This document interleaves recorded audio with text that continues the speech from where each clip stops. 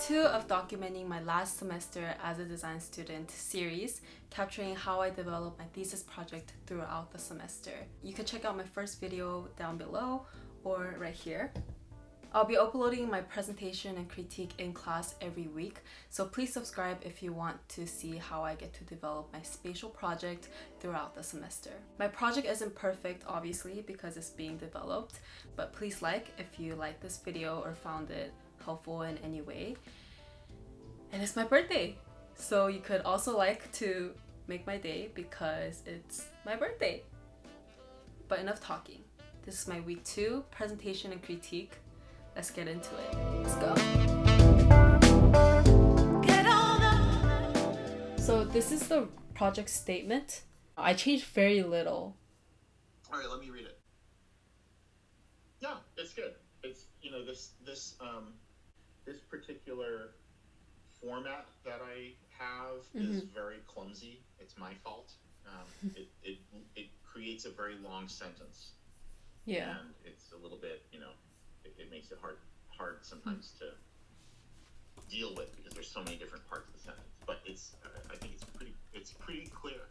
Okay. What's your take on it? Are you happy with it? It is very clumpy. Yeah, we can. So I asked you to put it in this format because it answers very specific questions in a very particular order. It's a good start.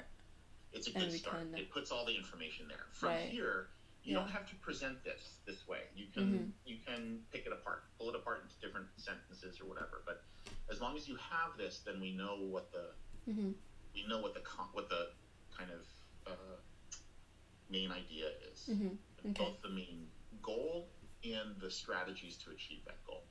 Right. That's what I'm trying to do with this. And I really do need to edit my template so that it's less clunky because it's clunky.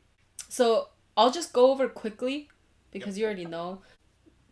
Research to start us off, and then saying that LA is very diverse and a little bit of my experience and how my friends have introduced me to these cultures. And this is a question like, where can I find a communal space celebrating the merging of different cultural backgrounds, and some examples where we can see this. How might we create a space where we can celebrate the merging of diverse backgrounds by incorporating cultural differences in our lives? So I'm talking about taking on like different skill sets and techniques discovered in different cultures into your own practice in your coffee making and in your ceramics making. So for my project, I'm utilizing revival of crafts. Crafts techniques are ever changing through discovering different methods derived from unique cultural context. Looking at the word earth and grow. Historically, this is like the part that you gave me feedback on last week. So like historically, coffee and ceramics were things that were specifically present at the meetings of cultures. So like trading coffee and ceramics, including the methods of craft and unique source specific to each regions. So they were something that crossed cultures and brought cultures together. In today's world, where there is high demand in personalization in reaction to mass production and standardized living, there are revival of crafts, especially in ceramics and coffee. So from here, I used to like go into ceramics and then transition into talking to coffee, but I put them together side by side just to like talk about them together. So like they both celebrate the ever-changing techniques in craft. So each methods and techniques of crafts originates from historical context of unique parts of the world, and artisans' cultural background is apparent from their method of producing crafts. It's a lot of repeating words. I wrap it up with saying like I want to bridge the difference through the revival of craft that carry historical context, providing opportunities to not only learn about them, but to allow one to partake in different cultures by adapting and applying them into daily ritual. So it's an arts district, and there are more than 30 coffee shops around arts district, and keywords, and then I go into my walkthrough. Okay. Okay. So I didn't change too much in the form, but I did like work on my material strategy. Okay, great. Do you think what is that? It'll be strategy? Do you think it'll be easier for you to just like read? It could be. I think the bottom statement is the clearest. Oh. The strategy should be something that explains kind of the logic or the approach or the kind of the big picture methods that you're going to use to pick materials. And so that bottom line that says, you're looking at the rawness of the materials, that is the form of readiness to be shaped by different craft methods, right? That's an interesting way to talk about a strategy, right? In that you're saying you're going to pick materials that are ready to be shaped, which means they're not shaped yet. Yeah. Right? So they're not too refined. Yeah. They're still a little bit raw, but they're also not completely raw, because when you say they're ready to be shaped, it means that it's possible for something to not yet be ready to be shaped, right? In other words, if we think about wood, or like dirt, a tree that's growing in a forest is not ready to be shaped. It first has to be cut down and perhaps dried or treated in other ways. It has to at least be maybe milled into larger pieces or cut into smaller pieces, whatever it is. It has to be readied, and then it is primed to be crafted. Or a piece of stone, for instance, the same sort of thing. Like a giant boulder out on the side of a mountain is not yet ready to be shaped. And of course, there are counterexamples. There are people who carve trees and carve mountains and all this stuff. But in general, the way we think about it, right? You're saying in this statement, you're saying that you're going to take materials that are ready, so they've already had a little bit of preparation in some way, but they still can be, conformed to a particular. They can have different outcomes, and that's, I think, the important thing. That it's the different methods of craft. So what I would be looking for then. So that's what I like about that statement, right? And it sets me up to look for certain things. It sets me up to look for materials that are not too refined, right? That are in somewhat of a raw state. But it also sets me up to see that they might be used in different ways, not just in one way. So if you're looking at, for instance, a piece of walnut, that it might be used in one way through one craft in a certain part of the project, and in a different way through another craft in a different part of the project, for instance, just as an example. And maybe that's not the right way to go, but that sort of thing starts to set me up. The first part, it's somewhere in between being too vague and too specific at the same time. In other words, the first part says the overall approach to the mood is earthy and natural. I mean, that's connected back to those are attributes, and that's okay. But portrays the beginning stages of materials to be shaped by different methods of craft. I guess that actually comes back to this bottom statement. So maybe that is kind of the same thing. Which one partakes and adapts to different cultures, almost like a blank canvas, ready to become a piece of art. Yeah, I guess that's clear. I guess that's in there. And I just didn't somehow I didn't read it the same way when I first read it the first time. But I think I see it. Coffee beans and clay are both natural sources from the ground, the soil, material palette, and foods. So that's where I lose it. So this doesn't obviously lead to plywood. You know what I mean? What is PVD? Can you show me an example of it? Is it like little blobs of stainless? Can you show me? I don't know that material. So it's used in humid spaces with water. So I'm using that for faucet right here. So it's a finish on the stainless. Yeah. I think I just need to see it close up to understand what it really is. Here? Okay. I don't know it as a I don't know that finish. Do you think I could finish this strategy like right here? Yeah, well, that's a good like breakdown, and then the next one is more the choices, right? The specific choices you're making. So this is, I think, a pretty good beginning for a strategy, and then these start to be kind of specific choices that you make, right? Right. But like I said, I'm not sure I understand AC plywood. It's more about the color of it, like the treatment. I know, but what I'm saying is AC plywood I don't see as necessarily being this kind of beginning stage of a material, right? I'm not sure about the connection there, so that would be the thing to explore more. But I get this as a strategy, so I'm kind of liking that. But see what Stella says. She may have a different take. She will have a different take because she's coming to the project from a different point. Okay. Yeah. But like I said, I'm interested in how it's used in different ways, not just in one way. Because you're talking about these two different cultures, right? Or multiple different cultures.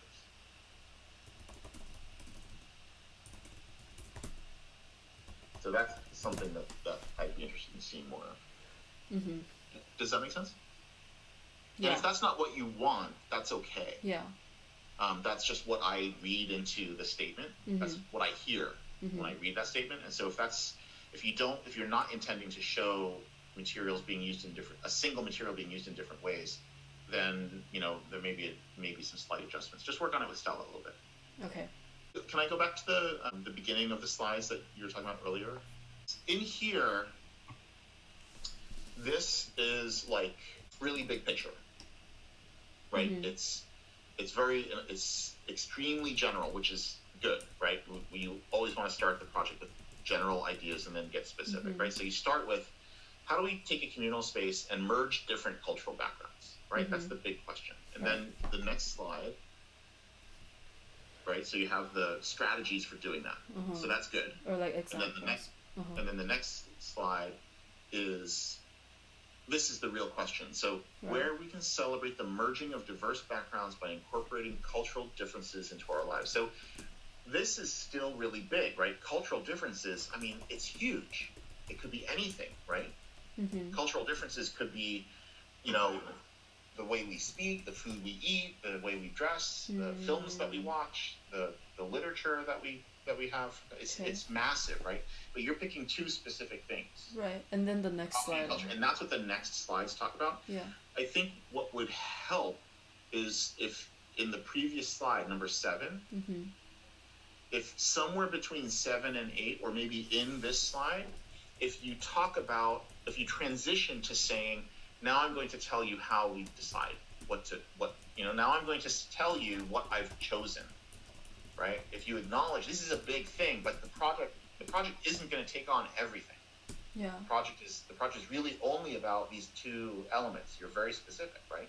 So I would consider some statement here that. Should I talk about the word?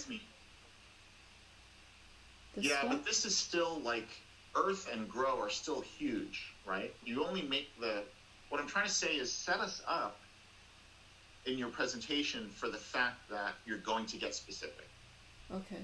And then the rest of it is fine. But at slide 7, I still feel like the project is going to be a big culture center. Like literally like everything about a culture and then everything about another. It's a huge topic. And I feel like it would be great to have one sentence that transitions into, it's not about the merging of everything about cultures. It's about, this project is about taking some specific things to look at. Yeah. Right? So I think acknowledging the fact that you're going to focus at this point is going to help you a little bit. Because it'll make because the expectation from this slide is that you're going to be taking on all of culture, and it's too big. It's not what your project is, right? So I think it needs one more statement. So I guess that would be why I'm choosing craft. But even craft is huge, right? My point is in number 7, you would say something like, how can you create a space where we celebrate the merging of diverse backgrounds by incorporating cultural differences in our lives, right? You might then transition into, can we combine culture, or can we experience different cultures through, comparing just a few specific aspects of those cultures, right? Instead of it staying huge, right? Not saying at this point coffee and clay, but saying, we need, basically acknowledging that we need to focus. There needs to be a focusing in, right? You can't, in other words, acknowledging that, hey, this is a huge problem. I can't possibly create a space that celebrates all of culture, right? So I'm going to focus on just two things. Just acknowledging that in this slide is going to help set us up for what those two things are going to be. It's kind of like this, there's this, it's kind of a cliche, but there's this saying about, one way to give a presentation, the cliche way to give a presentation, it's cliche, but it's very effective, is to say, first I'm going to tell you what I'm going to say, then I'm going to say it, and then I'm going to end by telling you what I just said, right? So we start off by saying, this intro is, I'm telling you what I'm going to say, right? So here's a big piece of it, the bigger challenge, and then the next thing I'm going to say is how I made the decision, right? It's going to be how did I focus, right? It's too big. The project can't do all of culture all at once, so the project is going to focus in on very specific elements of culture and see how they merge. Does that make sense? Yeah. Right? So just acknowledge that here, and then we won't be, because if you don't, there's the danger that somebody by whom I mean David, is going to be looking at this thinking, oh, this is about big cultural differences now, right? So you want to set people up to hear, you want to get people ready to hear the specifics. Not you don't want to get them ready to hear big, all aspects of every culture. Does that make sense? Yeah. It's just one sentence. Okay. Maybe another question? You could ask another question. Yeah, it could be, how can we, like, what can we focus on? Right. That would... How would we choose what to focus on? Yeah. How can we choose, specific things to focus on, comparing or contrasting or merging? Right? You could set it up as a question like that, sure. Okay? Yeah. So I did the lighting on the existing plan. Can you give me 1 second, Hannah? Yeah. Really quick. Sorry, I'm back. That was quick. Yeah. So my daughter had a question. So you asked for... My daughter had a comment.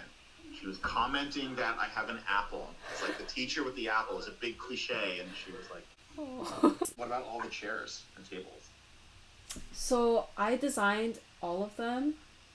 Okay. They're just simple, like geometric shapes. So I guess, do I need to add in... They're all just geometric shapes? They're just like boxes? Yeah. So these are cylinders, wooden panels.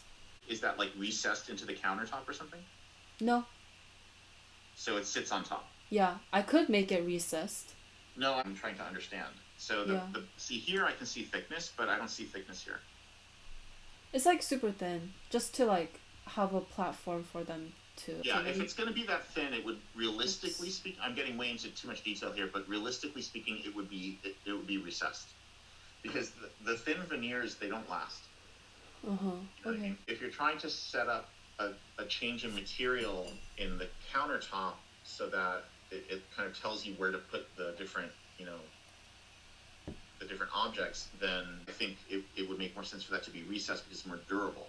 It'll last longer. If, on the other hand, you want to be able to change it, right, then just make it at least a 1/4 inch thick, just so that, it doesn't, because it'll just get damaged too quickly.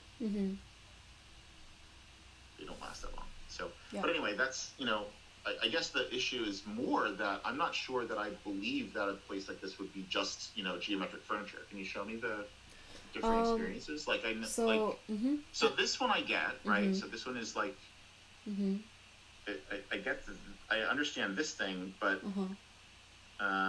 what is she sitting on over here? She's sitting on like a box? She's sitting on the same thing right here. Is it like a little box? It's a cylinder. It's a cylinder, okay. Does it have a cushion? Oh, I see it. Okay. No. No cushion? Is that really comfortable? You don't usually have cushion when you're making ceramics. For making ceramics, but for this guy sitting here, is you know what I mean? Like, I'm just not sure, like, are all of these the right pieces for the project? Do you know what I mean? So I don't care really whether you design them or not. I just want to make sure that if you're making a space where somebody's sitting around drinking coffee, that should it be comfortable or should it be not comfortable? You know what I mean?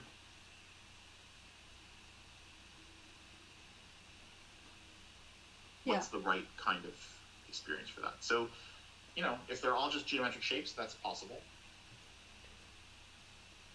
It's just about how long you want people to stay.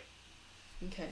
And you're capable of designing, you know, comfortable furniture. And I'm not saying that, you know, you go to coffee shops and a lot of the chairs don't have cushions, so it's not like it has to have a cushion. I'm just trying to understand.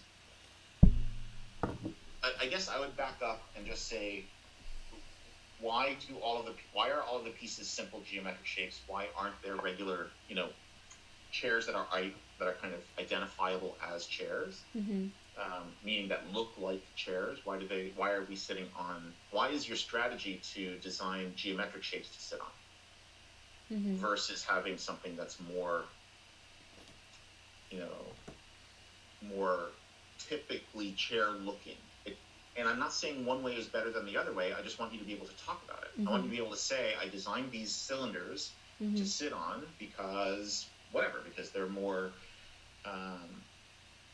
you know, they're less distracting in the space, or they're heavy and, you know, not heavy like to lift, but they have a solid appearance, and they create a grounded feeling because you're talking about the earth, right? So I just want you to be able to connect the choices back to the story that you're telling. Yeah, I can make it like comfortable, that I'll like look into, but to like answer your question, I did like the flexibility of how you can arrange it. You can sit in any angle, and again, I'm really not trying to force you to pick a chair with a back. I'm really not. I just want you to be able to talk about this decision. Yeah. I want you to take ownership of the decision and tell a story around it, right? So it's about flexibility and about not telling you which way is front, which way is back, right? But why does that make sense for this space, right? But that's fine. I think, you know, they look good. I think it's, you know, I don't mind the abstraction of it.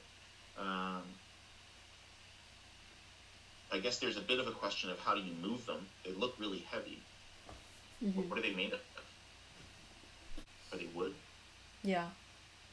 Like some kind of wood veneer or something? So it might be something where you need to put little handles on it or something so I can lift them up. Or are they on rollers, on casters? No. So you can roll them. I need to put handles on them. I'm sorry? I need to put handles on them. Handles on them. Okay, so find some way to put some handles in there. It could be as simple as just having like a little piece there, right? Just so that people can grab it and lift it and put it where they want to put it. Right? Yeah. And you know, I'm not a furniture designer, so I don't want to, you know, turn this into a critique of your furniture design, but just be a little bit careful with the detail at the floor, because you know, if that's a piece of wood and it's on concrete, you're going to want to put some kind of like a base or a spacer or something under here to lift it up a little bit, because otherwise it's going to scrape on the floor and it's going to fall apart, right? Okay. So it needs some, you know, when you render it, give us a little bit of a gap here. Yeah. Just, you know, just that little touch, just so that, you know, we do have a furniture designer as a department chair, you know. So he'll have, you know, the more you get into that, the more he'll have to say about it. So, but that's good. That's cool. I think what I would do then is I would go back to the fixtures and furnishing page, and I would include your pieces. Okay. So you've designed quite a few of these. I would put them in. I would include them. So you have them here, right? But let's get into more detail. Let's show them in more detail. This is epiphany and this is fixture strategy. Okay. This is what I have so far. One second. Yeah, I think I would just write something that's specifically about the furniture. Yeah. So the choices that you're making, you know? And then, like, all of this is just inspiration. Yeah. But then it would be great to see these in more detail. You know what I mean? Like, actually rendered with materials and really understanding why they're shaped the way they're shaped. Just tell us a little story about it. Yeah. Since you've done it, you know? So let's tell the story, since you already have it. You know what I mean? Yeah.